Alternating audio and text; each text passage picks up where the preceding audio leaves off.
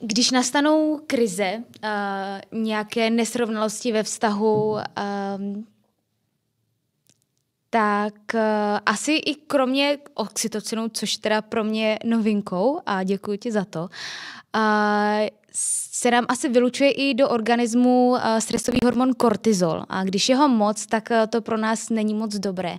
A mě by zajímalo, jak tu krizi překonat, jak se umět zdravě pohádat. Jestli na to existují nějaká pravidla, nějaké principy, kterými se ten vztah může řídit. Mm-hmm.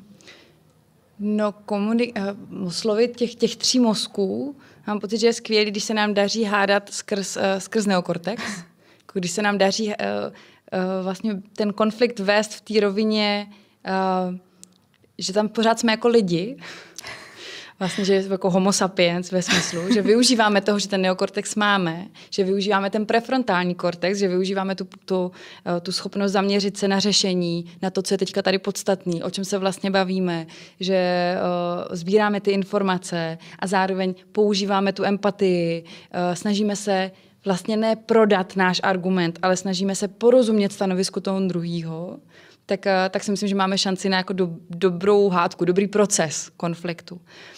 To, co vlastně nastává často, je, že my spadneme do toho limbického systému. Mm-hmm.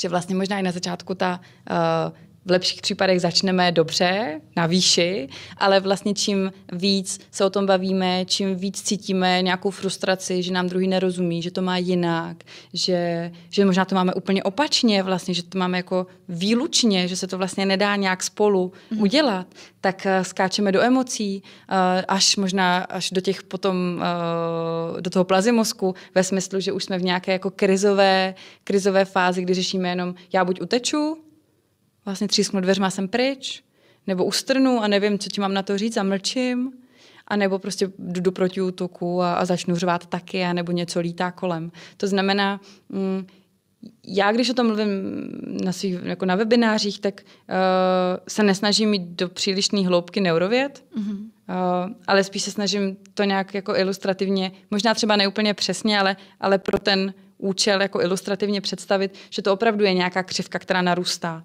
A že když dokážeme vnímat sami sebe, právě když posilujeme tu naši reflexi, tak si všímáme, jak to na nás jde a jak se to vlastně stoupá, tak si dokážeme zastavit.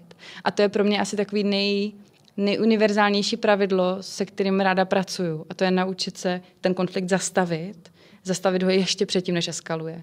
To znamená i v tom slova smyslu říct, teďka už je to na mě moc a já už do těch emocí jdu a potřebuju odejít. Protože v těch emocích se nikdo z nás nechová hezky. Mm-hmm.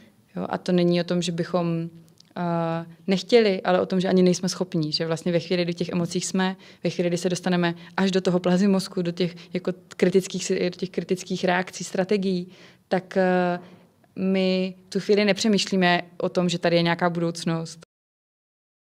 Že se vedle toho člověka musíme druhý den probudit a fungovat s ním, ale vlastně řešíme, teďka musím přežít. Mm-hmm. A neřeším, jestli je to rozzuřený partner, anebo jestli je to rozzuřený tygr. Vlastně v tu chvíli já potřebuji tu situaci vyřešit a nastává ta nejfundamentálnější, ta nejzákladnější rovina toho mozku, která tu situaci vyřeší. A potom, až se jako vyklidníme, tak ten neokortex říká, tyjo, co jsme to vlastně provedli, tohle vůbec nebylo takhle podstatný, mohli jsme to dělat úplně jinak.